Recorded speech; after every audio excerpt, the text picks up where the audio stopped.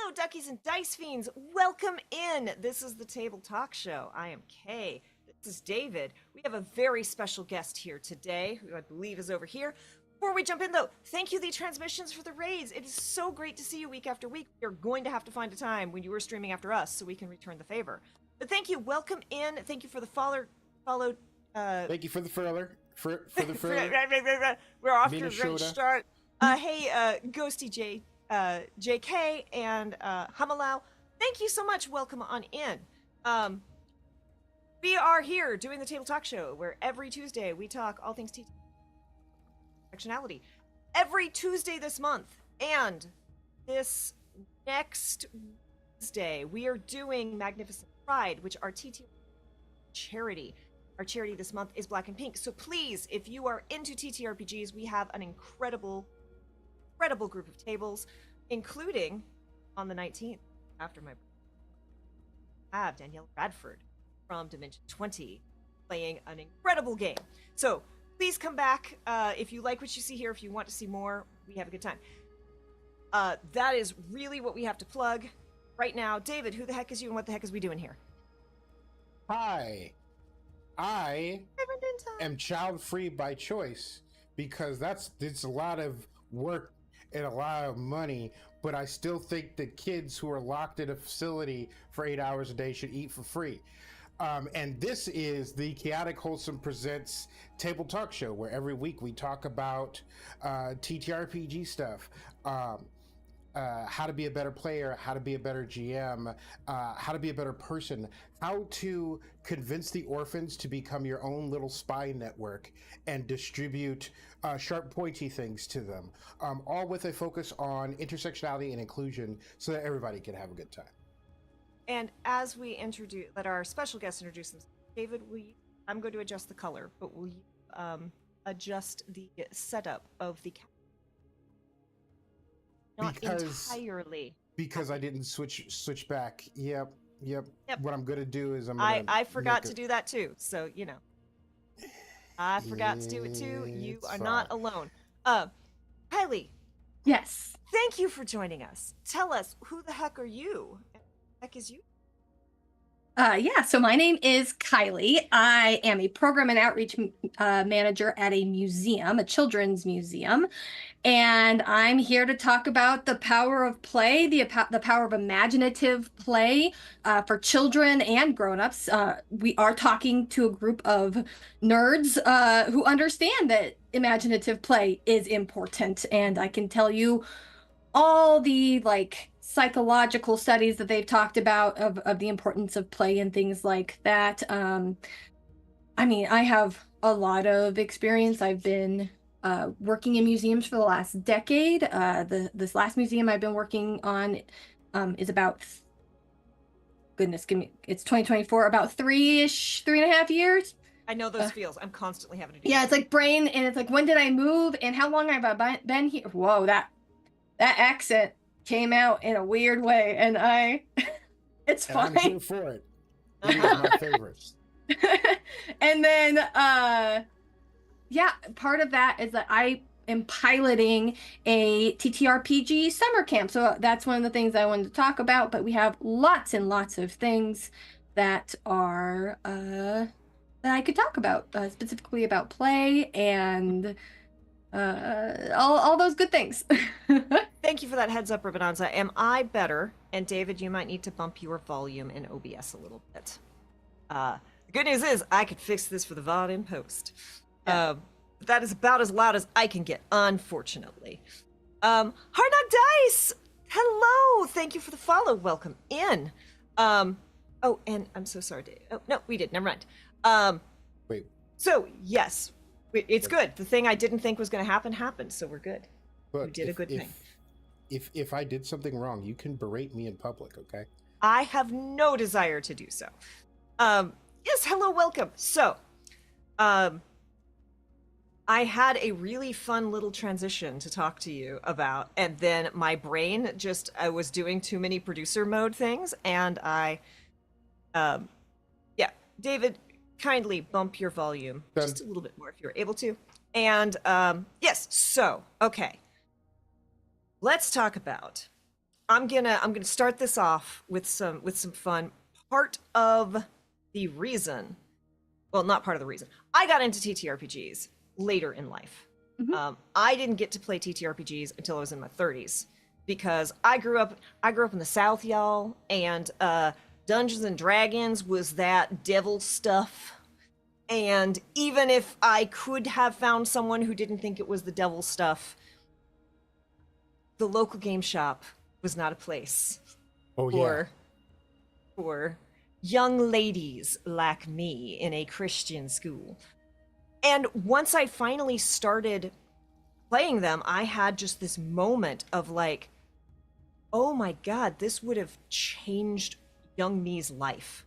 Like, one of the most powerful things I experienced, like, I was just sitting there like, this would have allowed me to try out things, to try out identities, to experiment, to feel out things in ways that didn't have long-lasting repercussions. And that is part of the reason that David and I are so passionate about giving to charities, especially charities like Child's Play, where they do really work with trying to get not just video games, but other tools to children. So yes, tell us a little bit about some of that experience and some of what you have learned and what you can say, because it is, after all, International Day of Play. That's not the word of it. I've lost it. It Hi, is y'all. International Day of Play. Is that the name of it? I yeah. thought I got it wrong. No, you're good. Today is International Day of Play, and I will tell you that you sort of hit the nail on the head. So one of the things that I have found as I have been developing these programs is that play is the way that children become people. How they human, how they adult. They are learning from the grown-ups around them, whether that is their biological grown-ups or just the grown-ups that they see every day, that they interact with at the grocery store, their teachers, what have you. And one of the things that I saw as I was working with this museum, especially post-pandemic, I should say post 2020 to be more accurate, Post the world opening back up-ish. Herb, thank you so much for the raid. I'm so sorry. Please hold that thought. We're going to do... Hello, everyone. Welcome in. Brian, thank you so much for that raid. Thank you for bringing your community on over. Hi, y'all. I am Kay. I am one of the hosts of the Table Talk Show. This is David. He's the other host of the talk show. We're here with a very special guest, Kylie, who is going to talk to us about... who's talking to us about children's play and TTRPG programs, especially around... through museums and the amazing things that she does. We are so thankful that you're here, and yes, so now, back with that little intro. If you like what you see, please come back every Thursday. This month we are doing charity games for Pride, and we've got incredible tables. Continue, Kylie, I'm so sorry. Yeah, no, you're good. So one of the things I noticed was that children were struggling with those social emotional learning tools. So things like compromise, things like sharing and sort of the concept of it's okay to fail. Now that's something that I've seen for the last decade, but really just those general like how to people skills that you learn when you are little was severely lacking. And so one of the things that TTRPGs, whether that's D&D or Monster of the Week or whatever, it sort of forces you to communicate with the people around you, and you have to compromise, and you have to talk, and you have to struggle and fail in a safe way. Like you can roll in that one and totally whiff on something, but it's not catastrophic to your real life identity and the stakes. The stakes are low, so you can fail in a large way. With the stakes still being low on your personal level. And especially like really good GMs do make failing fun. So like these ways that you can, yes, I rolled in that one and it's funny. And now my friend gets to help me, right? Those are really cool, really powerful tools. Yeah.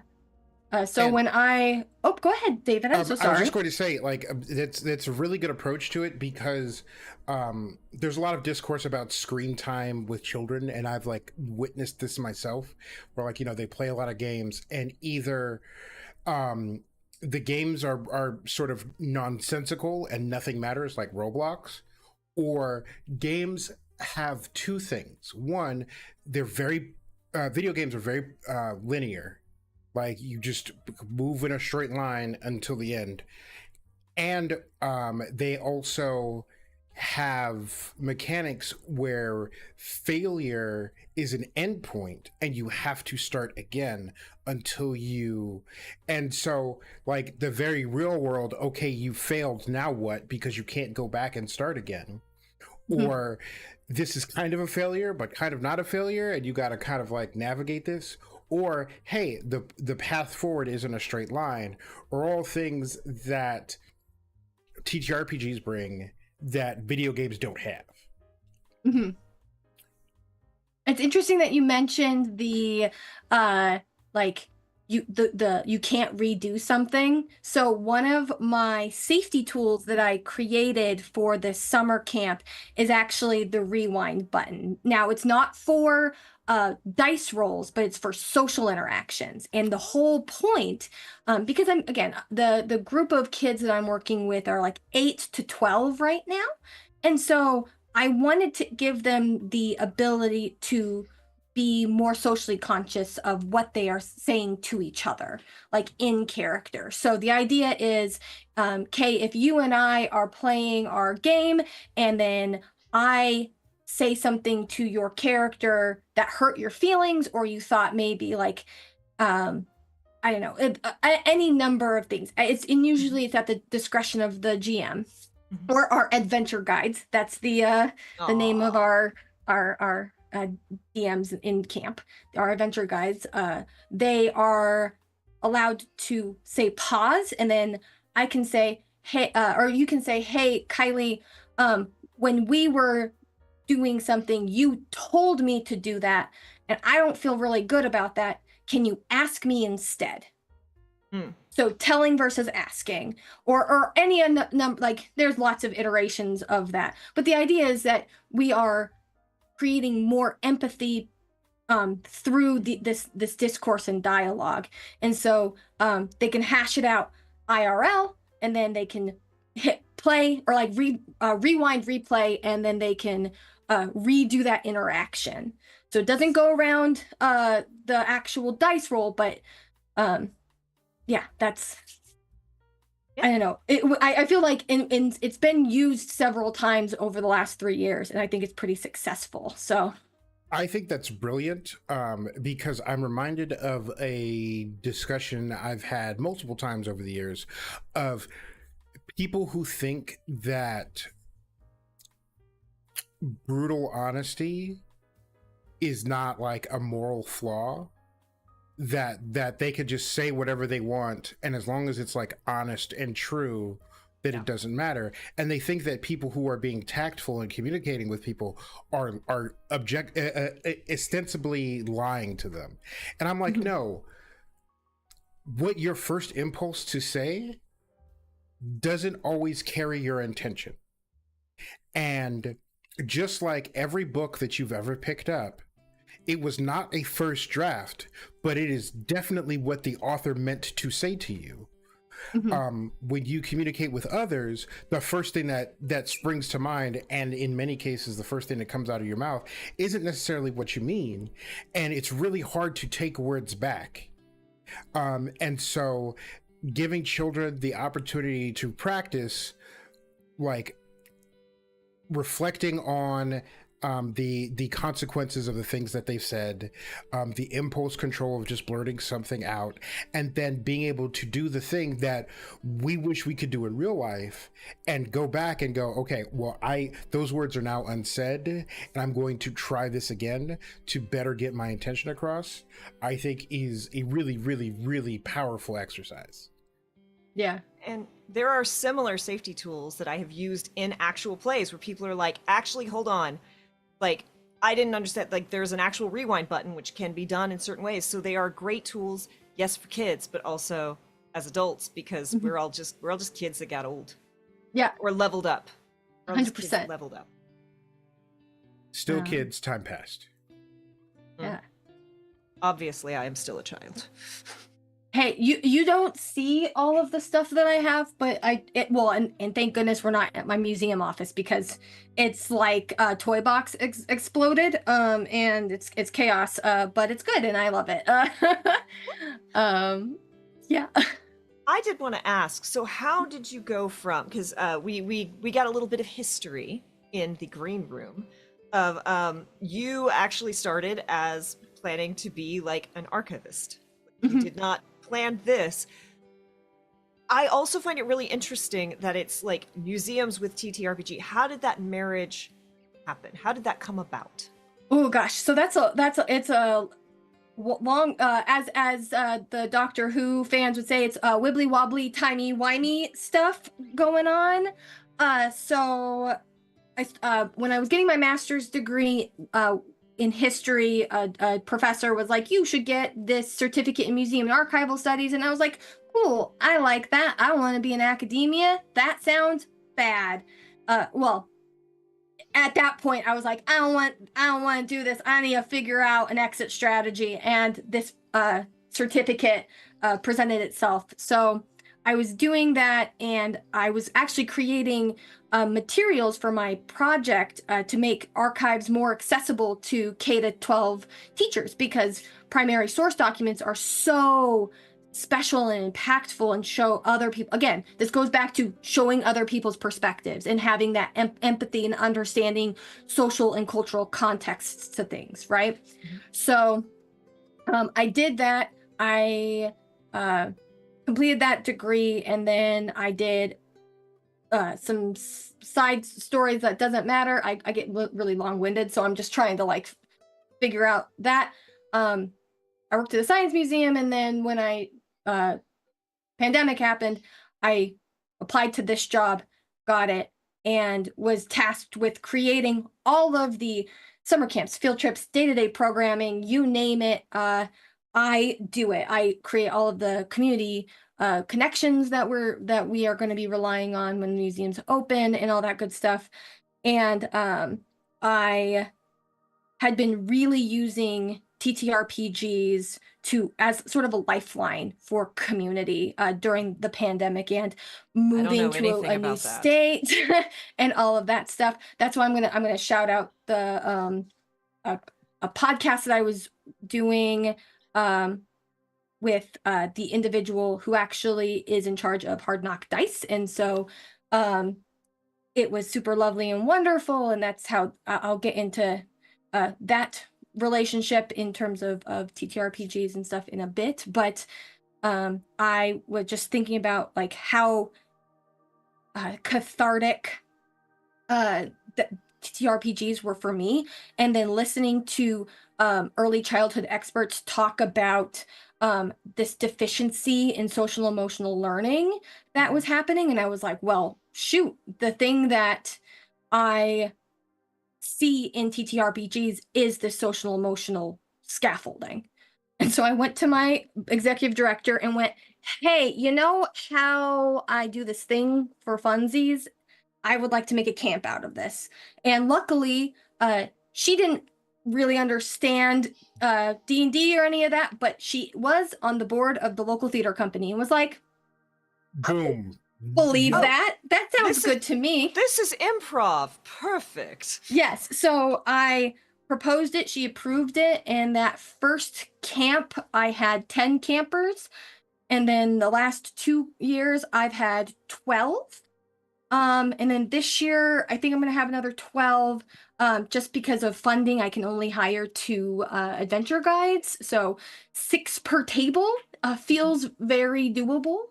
It does. Six children at one table feels doable. We don't. So you have to understand, everything's a little bit more loosey goosey, and we don't play D&D. The last couple of years we have been using the Kids on Bikes and Kids on Brooms system, which is a little bit more easy for the kiddos to understand because they like each dice has an assigned meaning, and it goes a little bit more with the flow. And also, I just tell my adventure guides at the end of the day, if they're laughing and having fun, that's all I care about. So, as is the goal of every good GM. If the table's happy, I'm happy. If the table's crying for a good reason, I did a good job. If everyone's mad for a good reason, at the NPC, great. If they're mad at each other, we got to rethink some things. Yeah.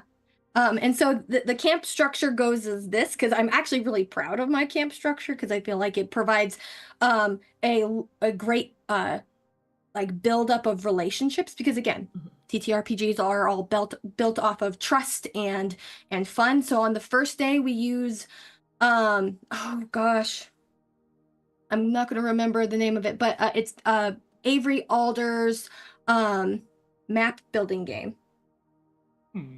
What is it called? Internet, save me. Right. The Quiet Year? Yes. So the very first day they do each table uses the Quiet Year to sort of inform their world, because we want the kids to have stakes in the game. And it's really truly amazing to hear the answers to some of the questions that get asked during the Quiet Year. Things like one of the questions is kind of a little heady, of like you answer the question of there are old people in the village. What is their place in this community? Or there are children in the village. What do they like? How do they contribute? And so hearing a like 10-year-old answer that question, like, and not like silly, like they actually genuinely answer the question.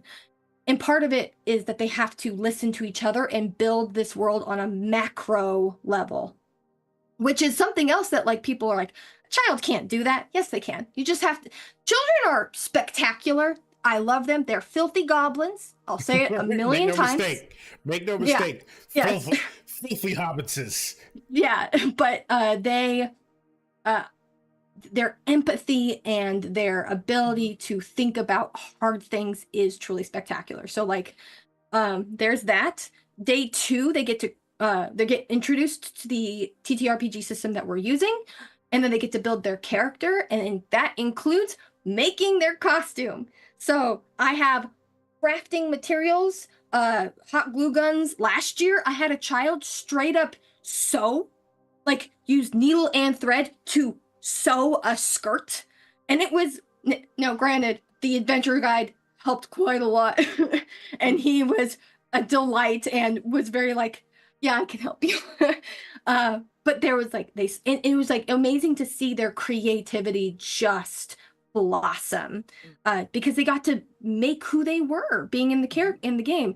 And then the museum has a 3D printer, so I have them come over and we hop on Hero Forge, and they get to make their little character. And then that's really over the cool. rest of the week, I frantically 3D print 12 minis on our printer. It's wonderful. Wednesday, they get to finish up their costume, and then the big thing that they do is they do an engineering design project, which is make a box fort around the table that they're going to be playing their game. So that it like they have to do a little bit of engineering in the sense of like they get a limited number of cardboard, they get a limited number of these things called make do, so they're like little plastic connectors. And they have to work together and figure out like, okay, we have this much space, we have this much material, what does this look like? And then they have to work together to build this thing, and they get elaborate, and it's again spectacular. And then Thursday they play their game, and again, and you get I get at that point I just get to watch in awe of their hilarity as tiny humans. And then Friday morning they wrap up anything they didn't finish, and then they have a pizza party and get to share all of the things that that they did with their grown-ups. And then they leave and I clean up. But that is camp. That sounds so exhausting. I am tired just here. And this is the big difference between children and adults, because children would have a blast doing that. I'm tired just hearing about it. I need a nap. I need 2 naps. I have to say, I was against my will sent to camp many, many, many years as a child. And I did not like camp for multiple reasons, largely because I don't know if anyone has picked up on this, but I'm an oddball. And I was very oddball as a child.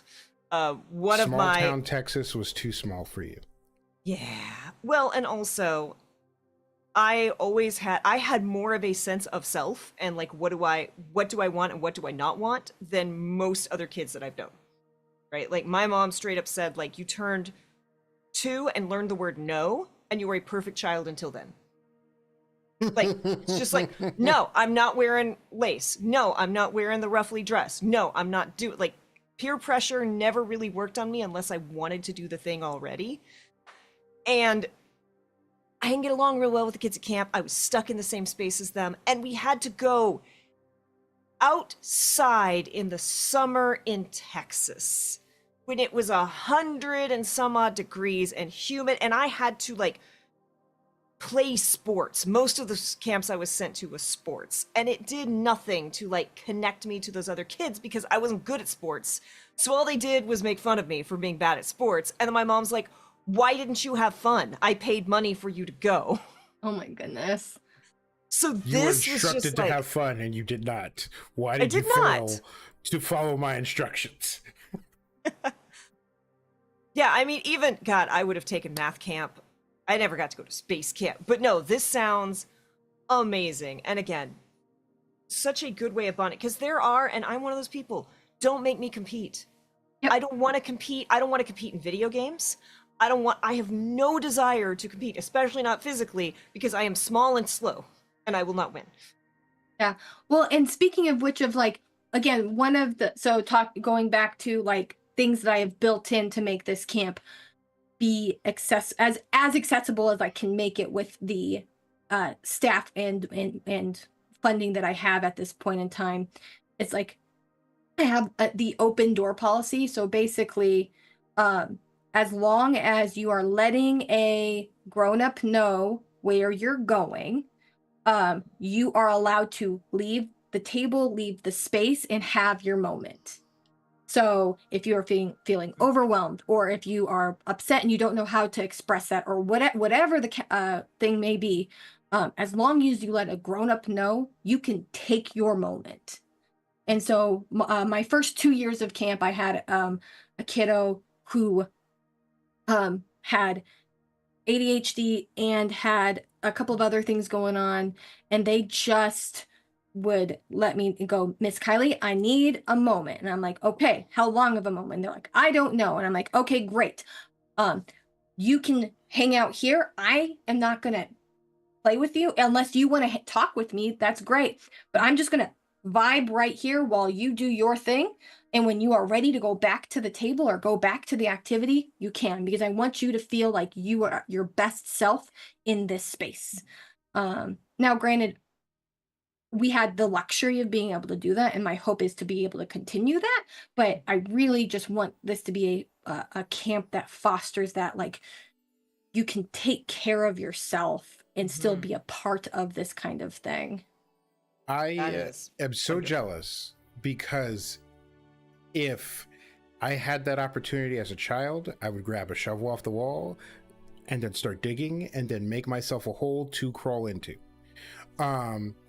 Because Lord knows there are many, many times in my youth where I precisely needed a hole to crawl into and not be perceived. And now I think about it, I've spent like most of my adult life trying to not be perceived. So like that would have been nice to get on the ground floor.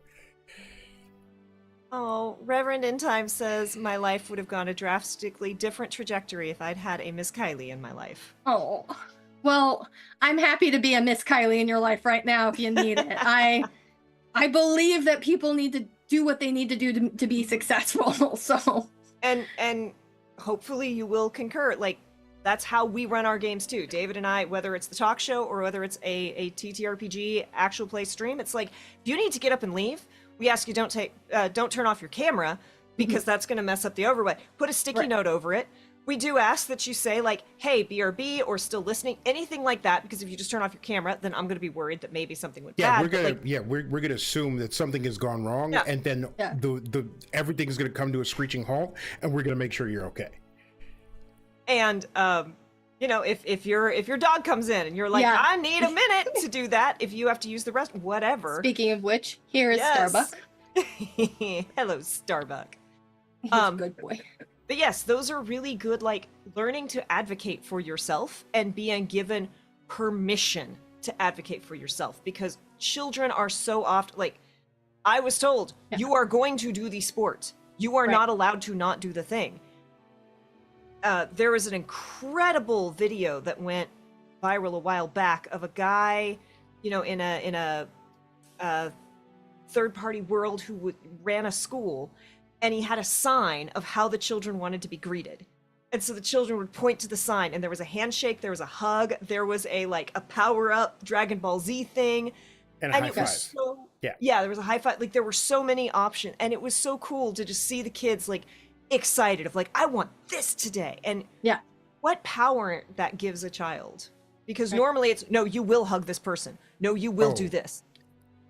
Every person our age and older has had the encounter of, hey, this is aunt or uncle so-and-so, and then that person walking up and touching you without, and like if you move away from it, you're in trouble. Yeah. Or you will give this person the kiss.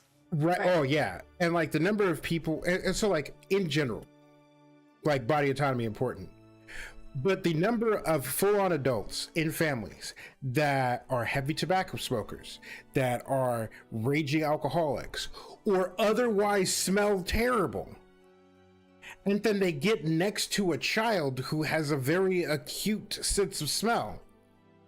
Like, I have family members that are long past now, and the only thing I remember about them is the type of cigarette they smoked, because I can recognize that smell. Yeah. And it's just like why is this difficult? Why can't we just say, hey kid, do you want to do this? No? Okay, well, you don't gotta. Like, it's not because there are too many things that kids gotta do already. It's not rocket science. Yeah. Reverend in Time says, I developed a system for dealing with grown-ups when I didn't want to be touched. I carried a small pin with me and gave them a tiny prick when they held me for more than 3 seconds. Then I pretended to have seen a bee. You know, Savage. you gotta do what you gotta do. You gotta do what you gotta do. Brilliant 10 out of job. 10, no notes. Reverend in Yeah. Times, I have not gotten to play a TTRPG with you, but you terrify the GM inside me. You will throw me for so many brilliant loops. If as a child I could have gotten away with stabbing adults, it would have happened all the time. I would have known no greater joy. Yeah. I have a cousin who, when she was little, she was too smart. And we all know those kids who were too smart for their own good. She had it figured out. She was doing something that she wasn't supposed to do. And of course, it's the South, so spankings, right? So I don't remember who it was, but they're like, okay, like, come on, we're going to the car. You're getting, we told you to stop. You didn't stop. We're going to the car. You're getting a spanking. And she threw herself on the ground and said, no, mommy, don't beat me. At the top of her lungs in the grocery store. And the parents had to rethink how they dealt with her from that moment on. Spectacular. Spectacular. Yeah. We do not give children enough credit. Yeah. I was like, that's the full thought. Yes. Like, we do not give children the full credit that they deserve, because they're, again, I said this at the top of the chat, like, they are learning to be people, and they see how other people interact with them, and they're just gonna go like, well, that thing worked for this person, I'm gonna borrow this, and that thing worked for that person, I'm gonna borrow this, and it just keeps going and going and going. Ask David about the funny thing he did for his, which we will not tell that story on the air, but David accidentally taught his writing partner's child a thing, not thinking how that would pan out. Hey. Yeah. Oh man, that's a core memory. That is. That's a core memory. But there is I've taught that child other things as well. Like there and again, like, another like small tangent, but there's this whole debate about like whether you take it easy on kids when you're playing video games. And I am of the school, you absolutely do not. You give them the smoke, you give them 110% of your efforts. And so I taught that kid to persevere through failure, persevere through challenges, by stomping the absolute dog shit out of him in a video game over and over and over again. And while he has not beaten me, he has then gone on the internet and embarrassed people 3 times his age because of the skills that he acquired in trying to beat me. And I'm like, you see how you're good at this? That's because you came to me, got all the smoke, and now you are redistributing said smoke to others. And like, yeah, I'm kind of an asshole, because like, who wants to gloat about like beating like an 8-year-old at a video game? Like there's no winners here. Like, you either lose to an 8-year-old or you've made an 8-year-old cry. Like there's no upside here. However, he's taken those lessons and he's applied them, and he has learned perseverance. And I didn't teach him to talk shit, but he's also very good at doing that as well. I don't remember exactly who it was, but I remember someone was posting. He was running. It's like a well-known GM, and he was running a home D&D game for like 6th grade girls. And he's like, you know, we did our characters and like we expected and he's like, and then I threw wolves at them, like you do. And a wolf pack came up, and he's like, these 6th grade girls tamed the wolves. I've now got to GM with, you know, this pack of 4 or 5 little girls, and there's 7 wolves now. They're all friends. No one has ever done this to me in all my years of GMing. I have one of my friends is a local high school teacher who got roped in to being the advisor for the game board club by one of my former campers. And let me tell you, this child like has, like, if we're talking D&D, always rolls a nat 20 on persuasion. Truly spectacular. So the opposite of me. Gotcha. Well, he's like just he's so empathetic and so understanding. He was a great role model for our younger kiddos, because he was the oldest one in that camp, and it was just, I could go on and on about how amazing the, like, again, that empathy and love and attention that children can share with each other. Again, that I really love when other children are teaching children how to be grown up, or how to be adults and people. So that's really wonderful and lovely. But she was telling me how, like, the campaign that they were running during the school year went, and I just laughed because she'd never played D&D ever. This was the first time she'd ever done it, and she was like, well, I might have been the advisor, but I was not captain in that ship. And I was like, yep, Candace. that's good and lovely and wonderful. And so just, yeah, amazing. Again. Absolutely. And we do, I want to talk carefully here, because there are ways that this can be, I don't want to say abused, but misused. We spend a lot of time talking about D&D is literally or any TTRPG is literally an empathy teaching tool.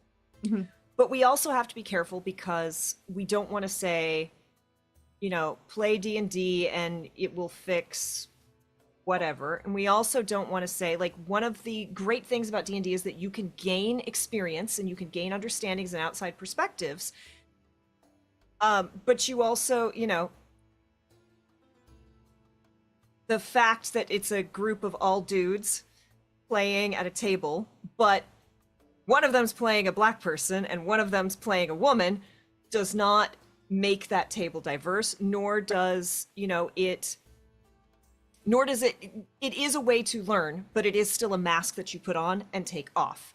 So you do have to be careful and aware of, like, yes, you can learn a lot and you can be given insights, but also it doesn't trump real world experience. Right. And also, be aware, you know, of, like, I play a character, as we know, in a home game that David runs, where David very specifically was like, this world is mostly human, and anyone who's not human is a minority class. And David was like, I am writing this partially to express my own experiences, but also to educate my melanin challenged friends, right? And I have learned so much from that.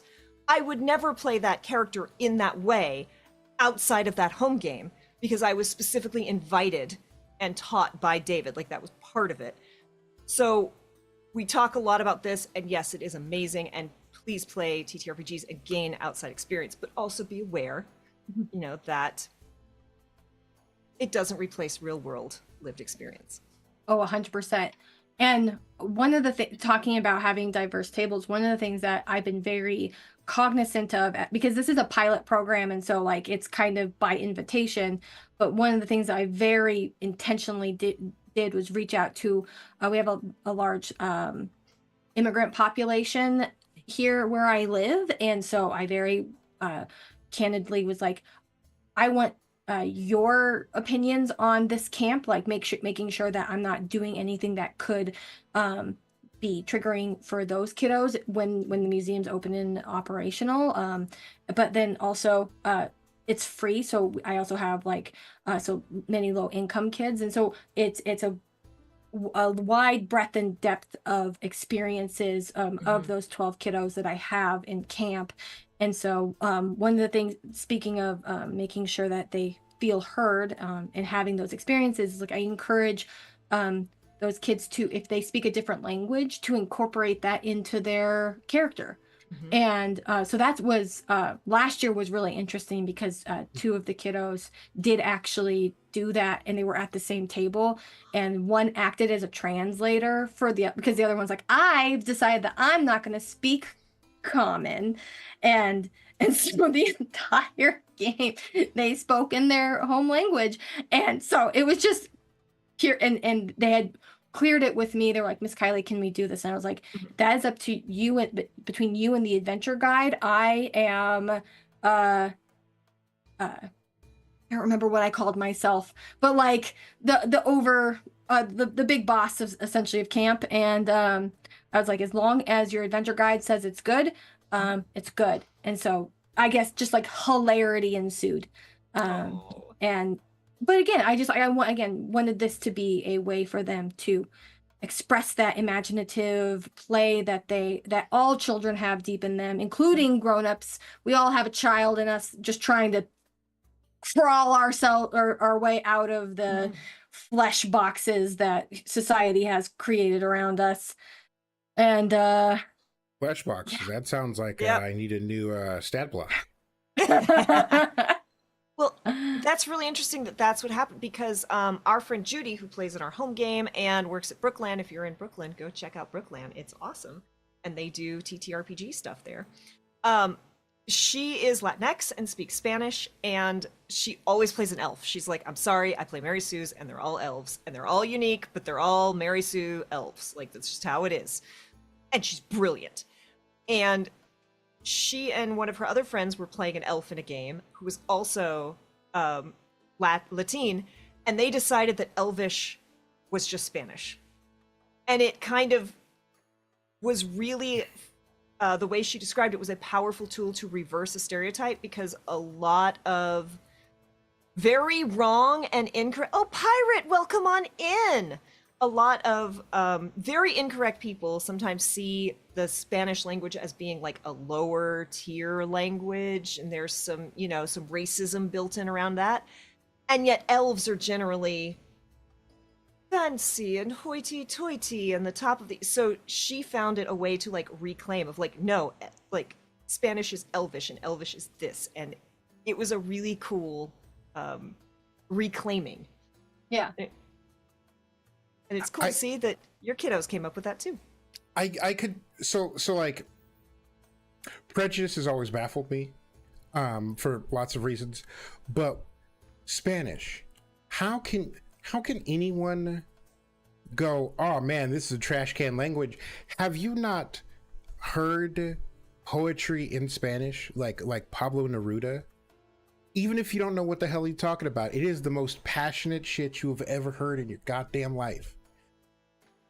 Like, and there are all sorts of songs that we've listened to in Spanish, and like you get on the dance floor and you get it moving, and then like later on you go and like look up the translation, and you're like, they were talking about a bunny in a field in this song this whole time. What the hell was going on in this song?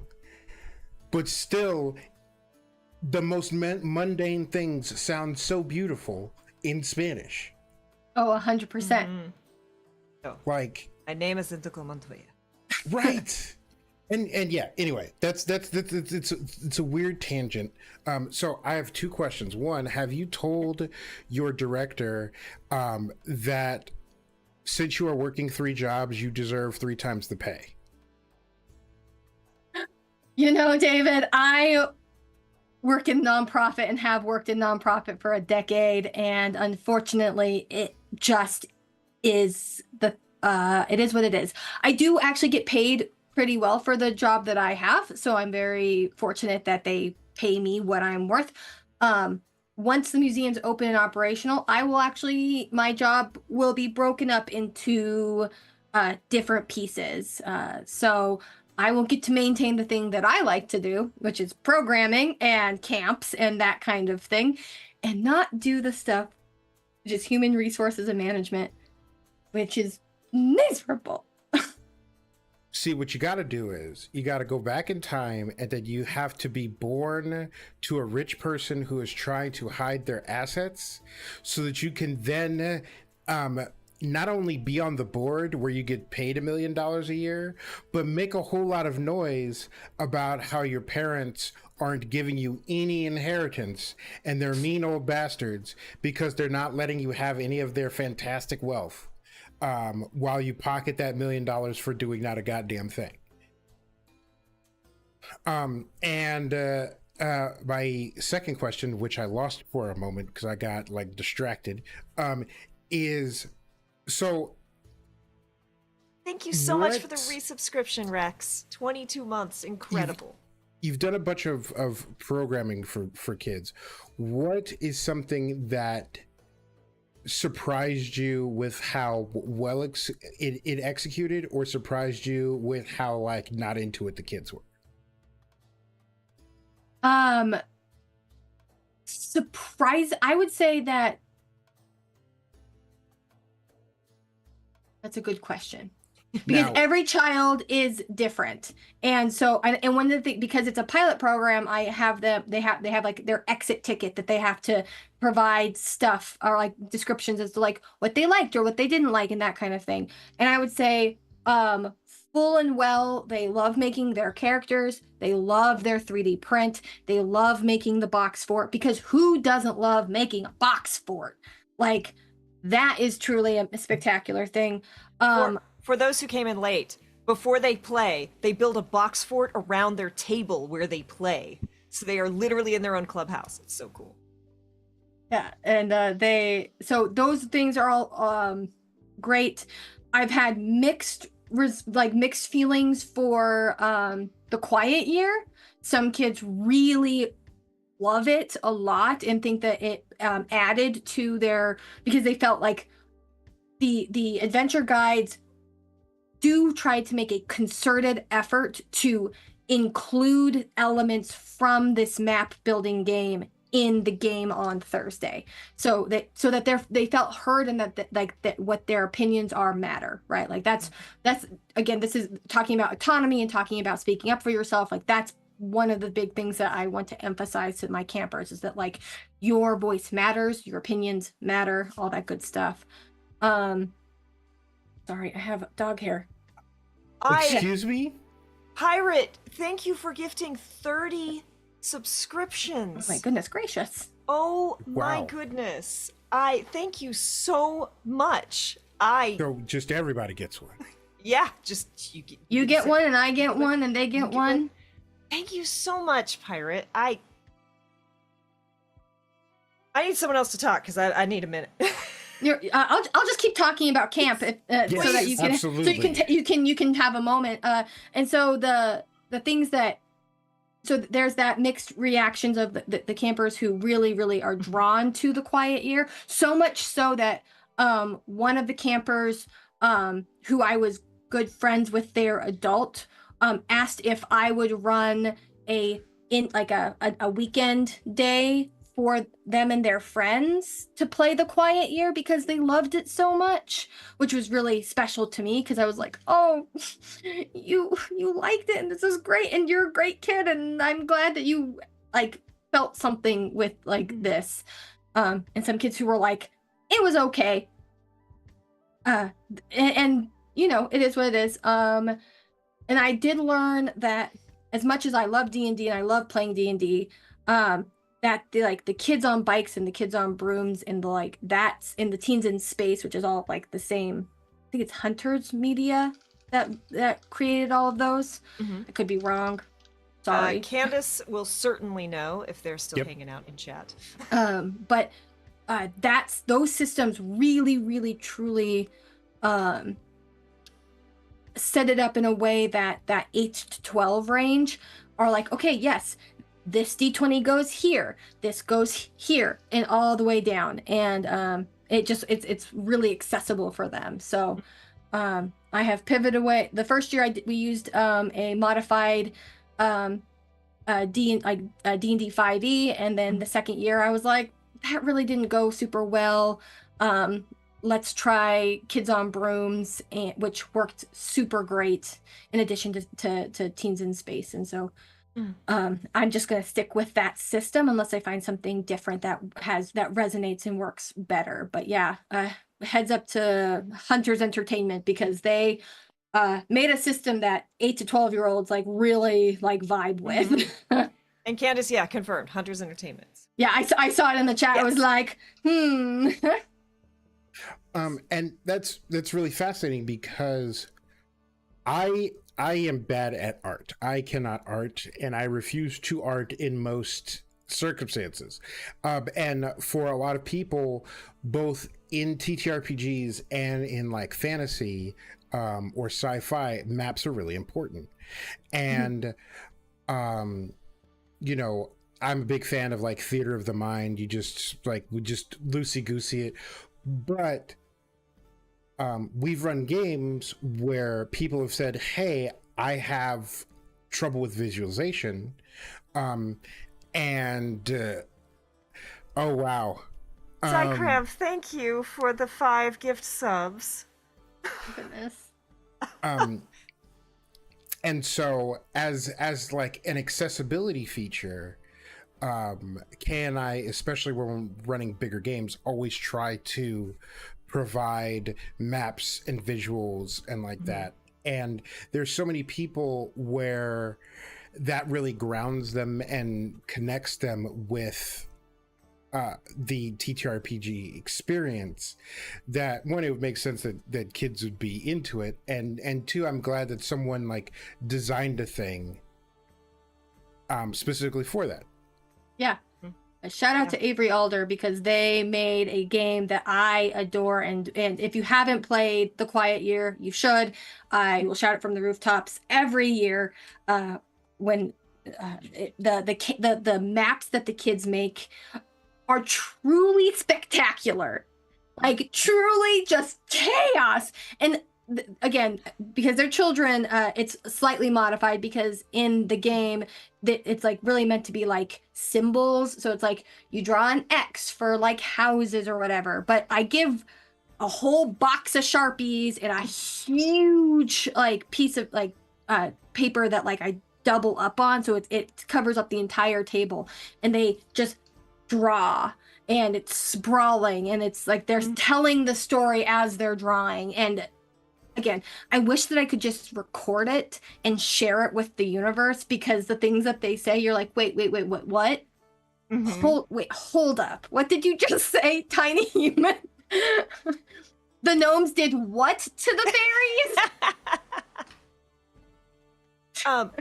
So before we go too much further down, because we're nearing the back half of this. Yeah. So everyone, if you have questions, if you have things you want to throw out, now is the time. Thank you again for just blowing that hype train just completely out of the water. But I do want to take a moment, Kylie, to step away from the awesome stuff you're doing for kids at TTRPG Camp, which is awesome, and we'd spend the whole time on, except I want to make sure we take time to talk about your actual play over on Hard Knock Dice. Yeah, so I mentioned a little bit, I joined that Twitch stream last February, and so that group has been that stream's been going on for a long while. They're going to be wrapping up a 3 and plus change year campaign soon, so congratulate to them, because their story has been super wonderful and lovely. The DM Jones is a saint and a hero. He does all of the background stuff, OBS and all the things. And he was so gracious to invite me to participate in the first campaign I was with, called Blood and Silver. That campaign can be found on YouTube under the same banner of Hard Knock Dice. And we just wrapped up our Weird West campaign called Whispers in the Dust, DM'd by another person. Well, so sorry, I should give credit where credit's due. The Blood and Silver campaign was DM'd by a gentleman named Cody, and then his brother DM'd the Whispers in the Dust campaign, which is our Weird West game that we just finished, that can also be found on YouTube. And we are going to be doing more stuff going forward, including a campaign that I'm going to be running. And so I'm actually, if you join the Discord, I say soon is nebulous. So if you join it, there should timey-wimey, wibbly wobbly. There will be an announcement for a couple of spots for my campaign. So I'm looking specifically for 2 spots. And if you are a person of color or a woman or both or non-binary, all the good things, we are looking to diversify, and we're trying to be very intentional about that. So hit us up. We're a group of really lovely people, and we really believe in that, like making sure everybody's safe and heard, and the team does a really great job of doing that. So yes, yeah, so that's all that. I love my 2 characters from those 2 campaigns, and we also do a lot of like one shots and things. So I ran a Monster of the Week Halloween one shot that was very fun. I adore Monster of the Week games because they're just great and fun. And yeah, I don't know. This is me rambling now. Like, what else do you want to know? No. But for my Blood and Silver campaign, I played a multi-classed bard fighter. That was very fun. What college of bards? I have to. Oof. I'm gonna pull it up. You don't have to. I just, I'm like, ooh, what multi-classes so nicely with fire? I feel like a swords bard. There's certain classes absolutely that if you mention them in the vicinity of K, you are going to get an interrogation. Hey, no, we're good. I want to be specific because it is, what kind of bard? I have a problem with bards and rogues. College of Spirits is who I played. Ooh, spirits with a fight. Cool. Very yeah. cool. And so that was, let me tell you, having a high persuasion with the superiority die, that I rolled so freaking well on a really clutch moment. Oh god, that superiority die just made things amazing. My GM in a home game, Stephanie, I love you. I miss playing with you. I have my Thembo bard, who's and he is a College of Glamour bard. And the GM made 2 mistakes. First, she was like, obviously Kinley can be inspired by himself, because Kinley thinks that Kinley is the best person ever. Oh, yeah, that terrible idea. And then while we were out, gallivanting across the world like we do, we found a magical item that will automatically make your bardic dice be the highest thing it can be. Oh, gosh. So by level 4, I was breaking 30s in my rolls. Goodness, that is wild. It was like, it's a really good thing that this character is good aligned, because they could destroy the world. Yes, that is spectacular. Yeah, so that was my College of Spirits Battle Master fighter. Very cool. And Serafina was just wonderful. We're hoping to go back and revisit that campaign in the future. And then our Weird West game that we just wrapped up, I played a Oath of Vengeance Paladin, Eladrin. Ooh. And friend, it was so and we sort of nerfed it a little bit because it's the West and we had guns, and so like my smites were with my gun was D4s instead of D8s because big damage, which I had fully agreed to. But if I used my dagger, I could use my D8s, and I rolled. Or I used they part of the tradition of the hard knock dice is you get a birthday 20 that can be used on any roll.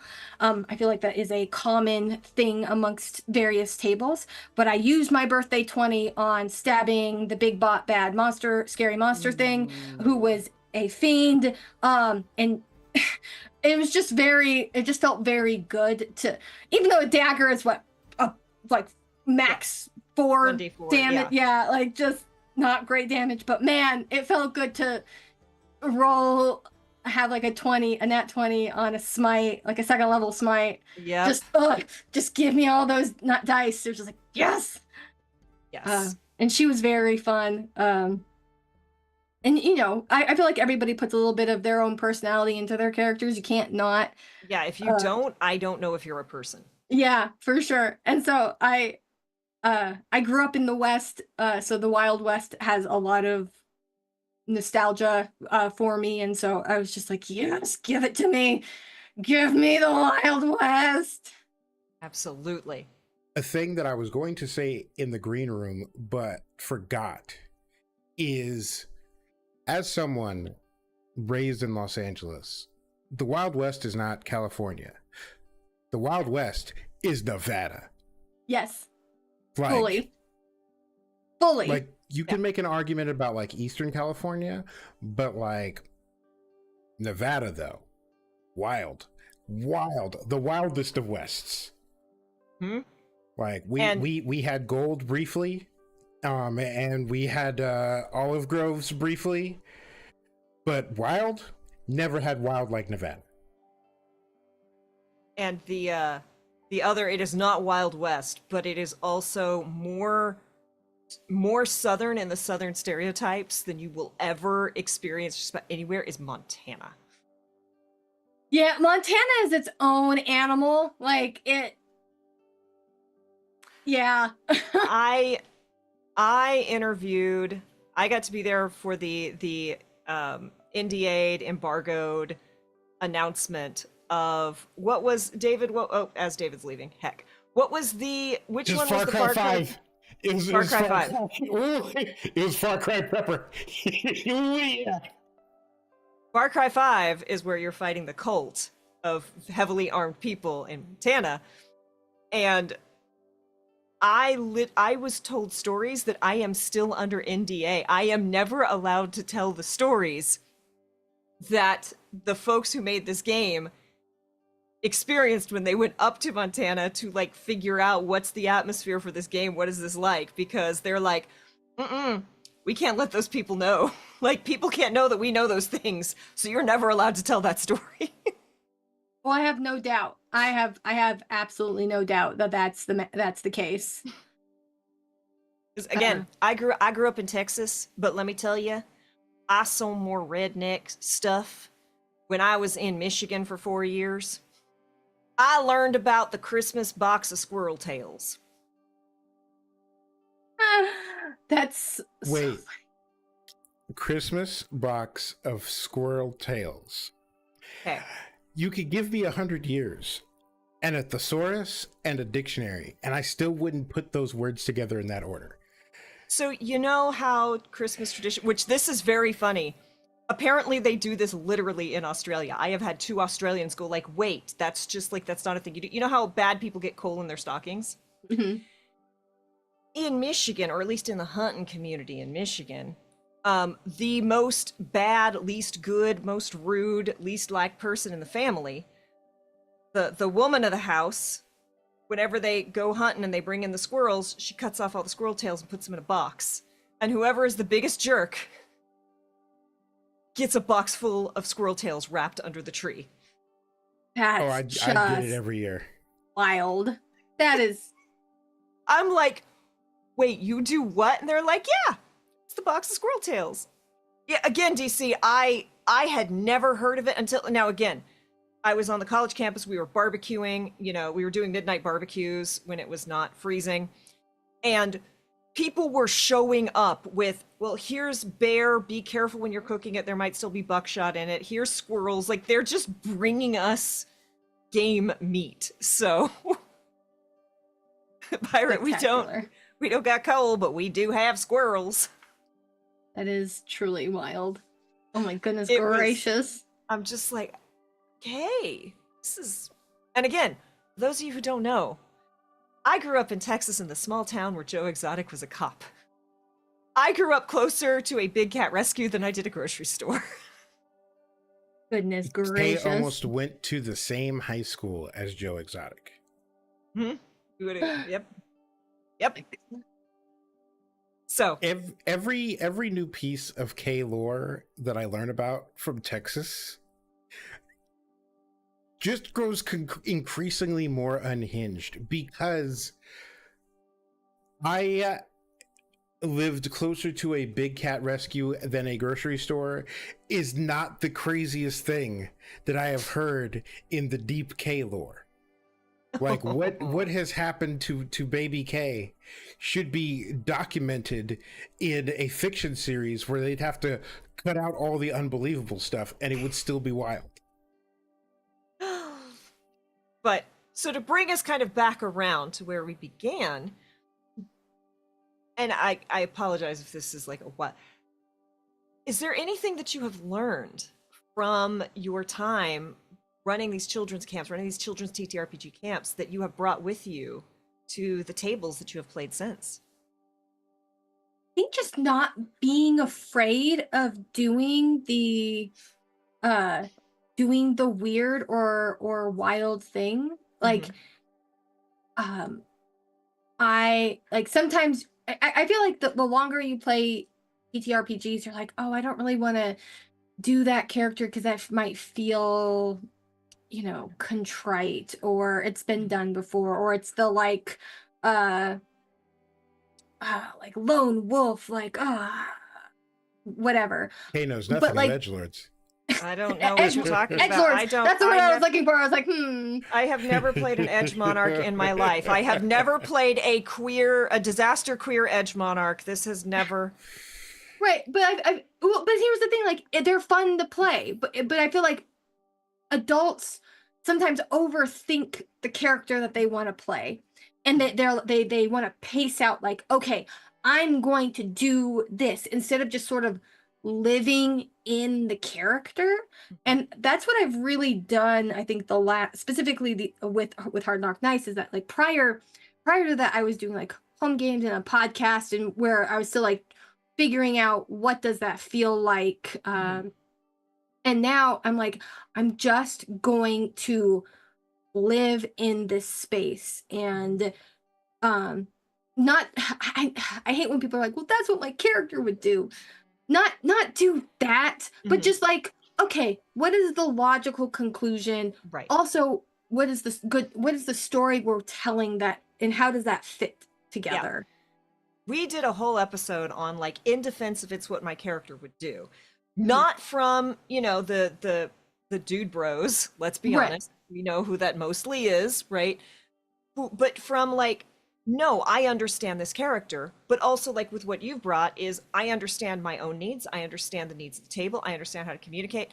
Again, I play just the most horrible disaster queer edge monarch in my Starfinder game, Emergency Power Podcast. And, like, I pitched this character knowing they were potentially going to be a problem. And, like, sat down with my GM and I'm like, here's what I want to do. Here's the end goal. Here's the safety rails that I have. Because I know that you can bring in those characters and cause problems. And I did not want to do that.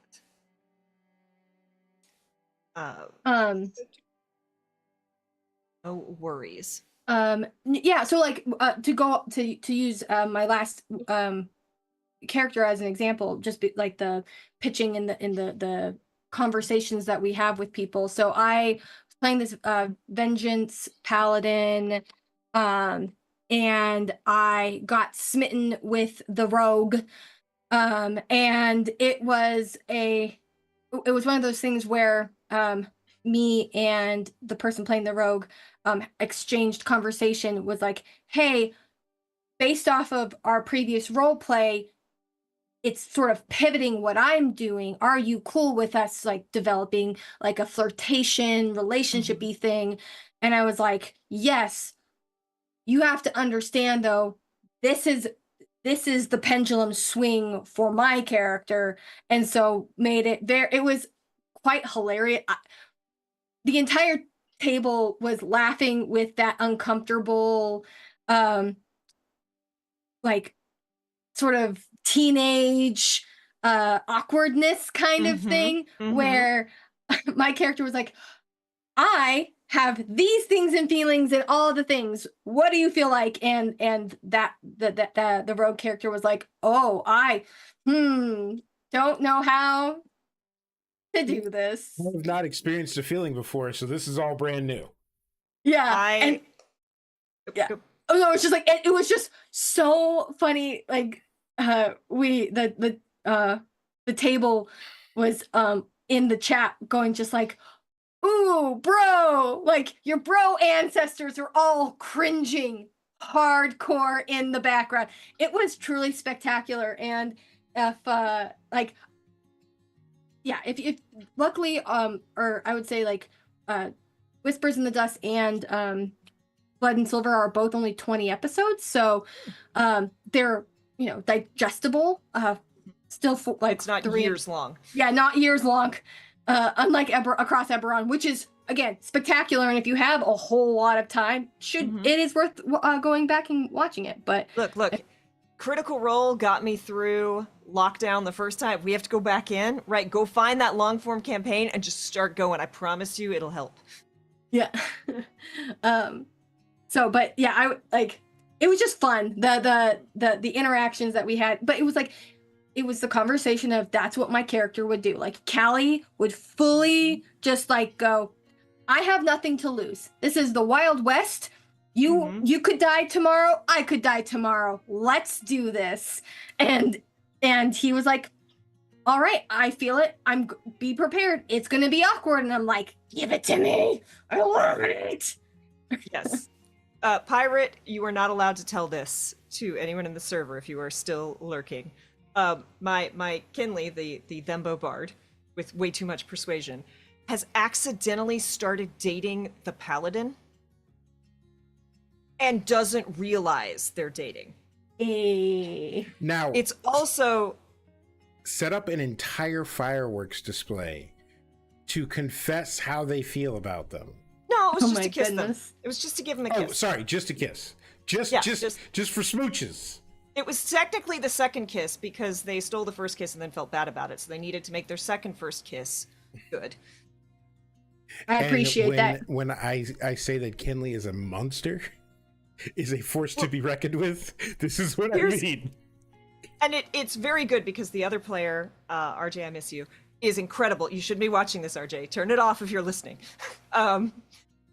RJ and I, like, we talked about like, are you okay with this? Because RJ's character is all like, this is me feeling my insecurities, right? And for me, it's just like, oh, this is just my manic depression turned up to 11, right? Like, this is what we are, and this is where we are, and we're cool with what no one in this party has figured out, except now David has joined, so David knows, so David is actively making it worse in the best way.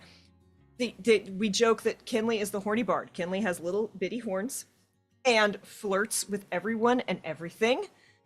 Somehow is always back in the room the next morning. Kinley is asexual. And no one has figured out that Kinley is going off smooching people because smooching is lovely, and then being like, that was lovely, goodbye. And the town is always mad at Kinley when we leave. I love it. I love it. Fantastic. Truly, truly fantastic. Like, no one has figured it out. And it is joy. And again, communicate the right things with your players, or with your fellow players, and then let other things go. Right. Because you get those moments. Right. And I think it's like, it's the idea of like, going back to your question of what have I taken from working with these kids, it's like letting yourself be in that realm of embarrassment, because they children don't realize they're being embarrassing until someone says, oh, that's so embarrassing. So it's just like, if you just live that's so cringe. yeah, Yeah. So I think if you just play authentically and just with empathy and joy, your experience will be so much better because you're just like, okay, I'm just genuinely doing this. Yes. Do not kill the part of you that that cringes. Yes. Do not kill the part of you that is cringe. Kill the part of you that cringes. I will get it right the third time. And that's also like, you know, okay, yeah, I'm such a D&D nerd. I started playing D&D and then went, well, now I'm going to take some improv classes just so I can be a little bit better at D&D. And it was very weird because all these things that I knew instinctually just from playing D&D, they were now giving me like the names for and like the mechanics behind it. So it was just like very affirming of like, and one of the first things they said is like, don't, and this is so true in D&D, especially in an actual play, you know, one that is not edited, one that's live. As an aged out himbo, I feel attacked by this. Is don't try to make the right decision. Right. Make the decision and then make it the right one. Right.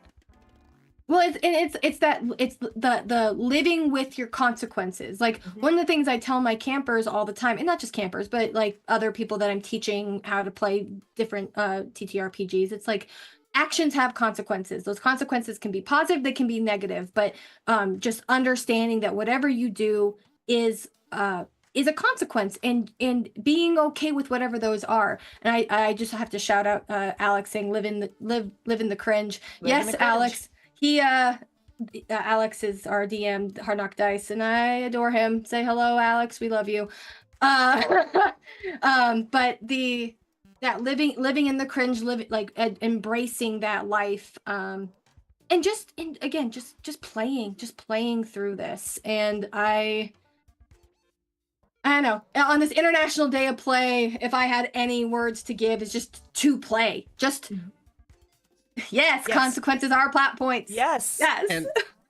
And you know, out of all the people who will see this, there might be one person who actually plays a TTRPG character that doesn't spill off like the most innermost, like most vulnerable part of themselves onto the table. And I want to tell that one person, it's okay to play that way too. Like, yes. I don't think I've ever on stream played a character that was like me. It is always somebody who is very far away from the sort of person I am, to the point whereby in green rooms, I've been like, okay, look, my character's going to do a thing and say a thing. I am not like this. I think this character is a monster. Maybe drag them out into a field and like do something bad to them. But like it's not me. I need to but that doesn't mean that you don't play authentically. That doesn't mean that you don't lean in. And so like when you step into the shoes of this character, like whether you're playing a character that is another version of you or not, like just like lean in and don't like, it's tough to say to people don't be shy, because that's not like something that you can just like flip on or off. But like just commit to being, commit to the bit. Like if your bit is they never have their shoes tied and they trip on them all the time, like don't make a big production of like, oh well, you make sure you tie your shoes, fall on them, like trip and fall on them. Yeah, be about it. And you will never know, like playing safe, you will never get to have fun. So I'm getting ready to play a game where I get to play a character who I played once in a short-term campaign a while ago, and it was fine, but it didn't really click. And I was excited to get to play this character again, but in the last Thursday's Pride game, we were playing 5e, and I'm like, you know what? I'm going to try and bring back Brandon. And boy. Like, and again, comedy is hard, right? And especially if you're bringing in a character with comedic effect, or if you're bringing in an edge monarch and you're like, I want to figure out how to do this. You're not going to know until you do it, right? So even if you practice, what you think is funny might fall flat at the table, right? And I was like, I don't know if people are going to like this character. It might be too much. And then we come up to the group of bandits, and I'm like, hey, what's up? My name is Brandon. You can call me Brandon. And Chad is like, shattered me to my core. Shattered David, and everyone's like, I would die for this character, right? Like, this is it. So you will not know. And yes, I probably coulda, woulda should have pulled back on that more and not made him so much. But the fact that it was just like, this is who I am and I'm unapologetic and like I'm gonna be helpful while also being a meathead, people love it. Yeah. So be authentic, and if you are having fun, I heard the dying is easier than comedy. Be genuine, have fun, because honestly, if you are having fun, now also read the table, because if you're having fun at someone else's expense. Right. Yeah, well, and that's just again talking about going back to the way that I interact with my kids. It's like, don't be a jerk. Like, don't be a jerk. And know the people well enough. Like y'all, we're recording the Emergency Power podcast. It's coming, I swear. It's gonna be back.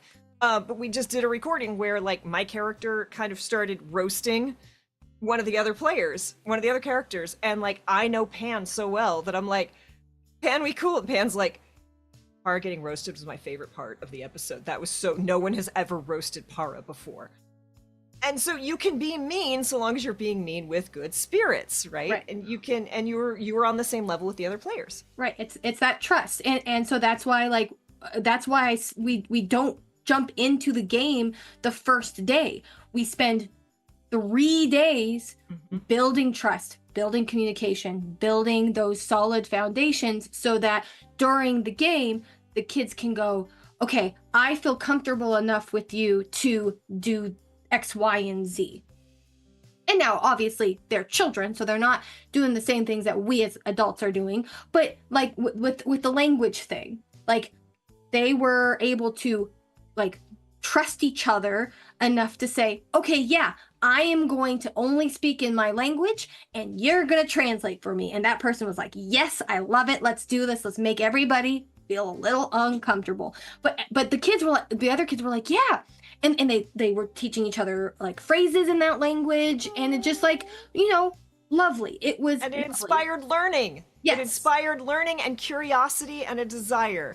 Exactly. Hey, Shadowmane, welcome on in, Jason. And so I'm just, because I want to be respectful of people's time, the one thing that I want to do is give a definition, since it is International Day of Play. Yes. Play is broken down as simply as this: doing something for the sake of itself. So if you are doing something for the sake of itself, you are playing. So that, like, we play TTRPGs and video games and do things like we play in the traditional sense, but playing with your dog is playing, gardening can be playing, as long as you are doing something for the sake of itself, that is play. And so I wish everybody a day of play, whatever that is, so that they have a happy, healthy, better life. And I don't think that sounds awful anti-capitalistic of you. How are you supposed to generate value for shareholders if you're not doing something that's specifically for generating the value for shareholders? I've had a lovely show, David. Why you gotta right? come at And me? I just had to. I mean, we're allowed to have anti-capitalist commentary on this because play is inherently anti-capitalist, anti-colonialist. Let's let children play. Let grown-ups play. Yes, absolutely.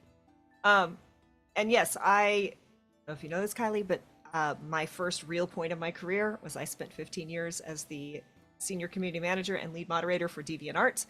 And one of the big things that we did was like, let's bring art to more people. Let's make sure people have time to draw and to play. And that's why we made Miro, which I don't know if anyone uses anymore, but it was really cool. It was the only web-based web-based drawing tool at the time. And it was just really cool to just be like, just go draw. It doesn't have to be good. You'll feel better after you draw, or you'll feel terrible. It's one of the two.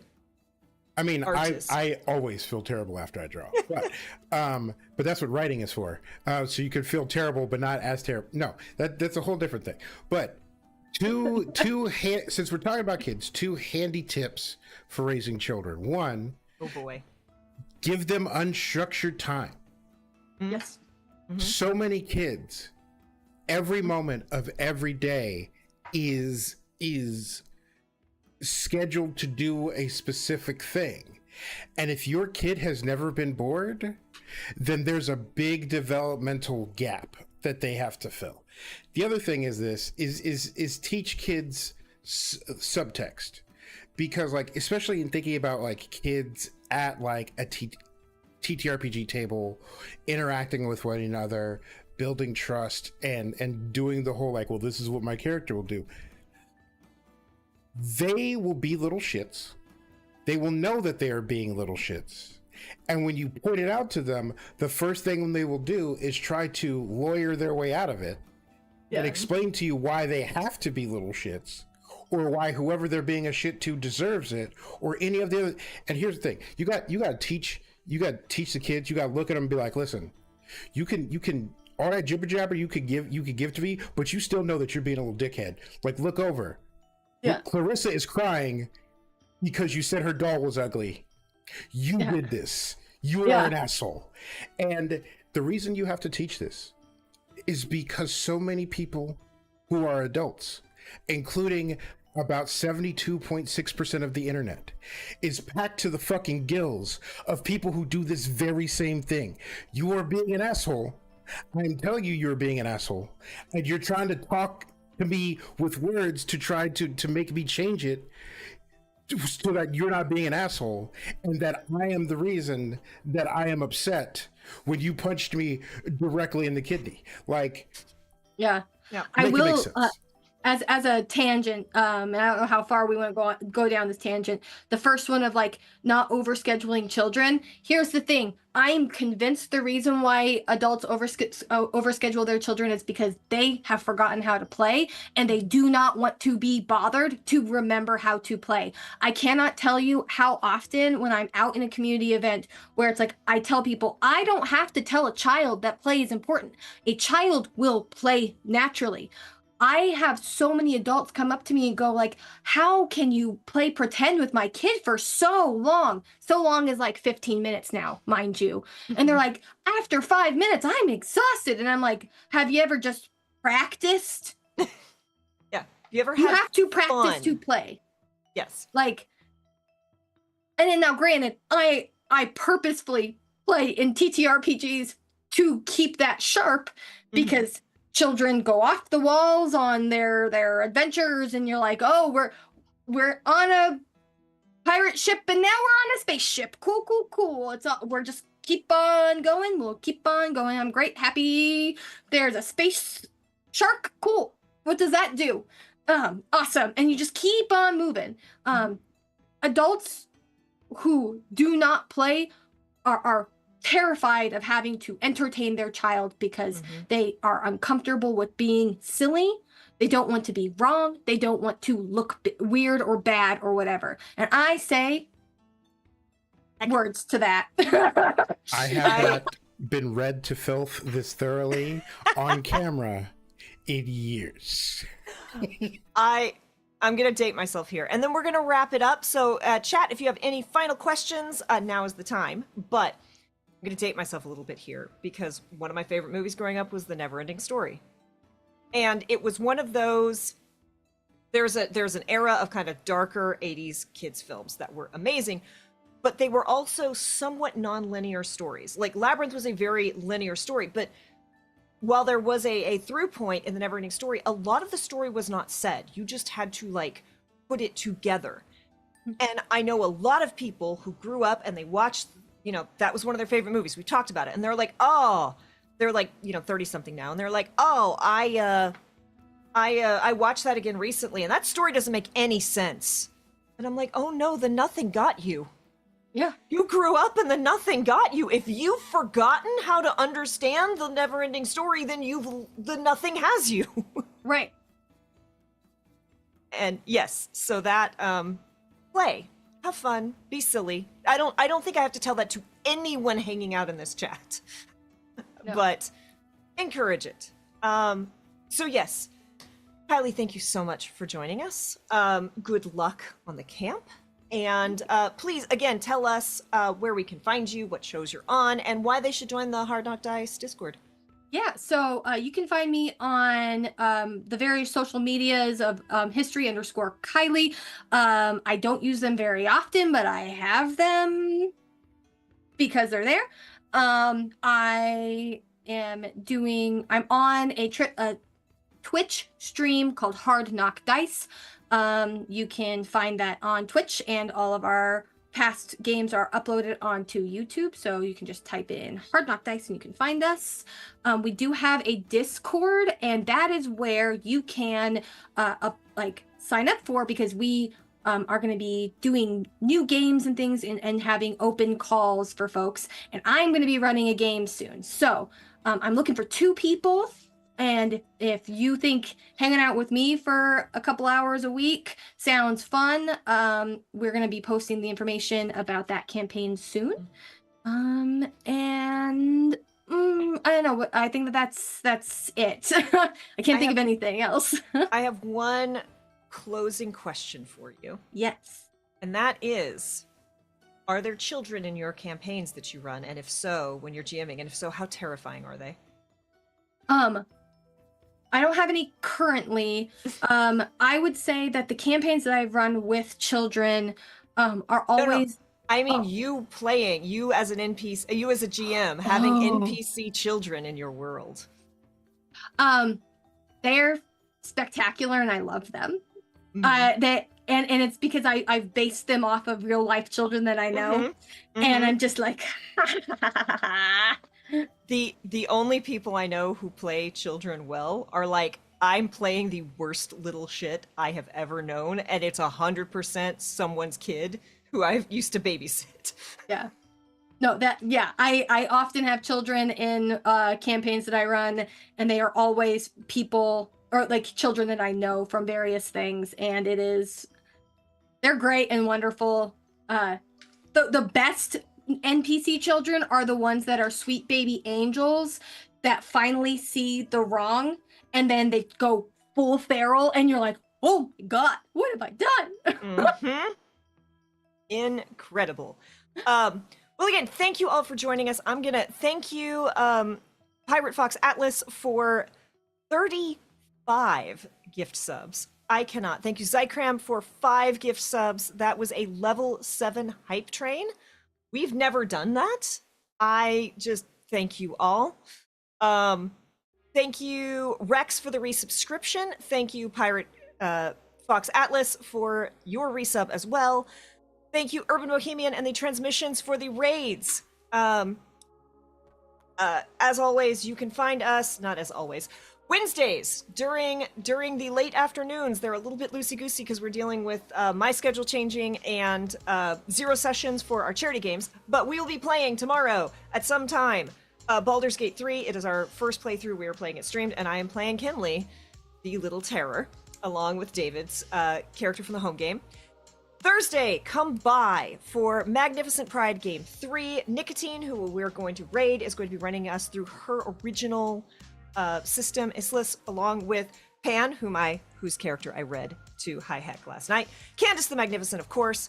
Piper Matihi, who is hanging out here, and Heck, who is our Tay Evangelion from Backwater Bastards, award-winning podcast. It is going to be a time. There's going to be lots of giveaways. There's going to be not Hard Knock Dice, but Die Hard Dice. We'll be giving away gift cards and all sorts of goodies, so please come by. David may or may not be streaming Friday. I may or may not be streaming at any point because I am newly fun employed. And David, who the heck is you, and what the heck have we been doing here? I am probably going to be streaming Friday because Another Crab's Treasure is a brilliant game, and there will be a surprise stream over the weekend, so keep your eyes and ears open. I am also glad that I don't have any children because I'm tired and broke as is. And for whoever is out there with children and are doing the good things and breaking generational curses, I appreciate you because I do not have the spoons for it. And this is the Chaotic Wholesome Talk Show, where every week we talk about TTRPG stuff, how to be a better player, how to be a better GM, how capitalism is always the villain, all with a focus on intersectionality and inclusivity so that everybody can have a good time. With that, thank you all again for being an amazing chat. Thank you for asking questions and making us laugh and distracting us, as you always do. We are going to let Kylie get back to her day. And we will see you next time. Be kind to yourself and be excellent to others. Bye.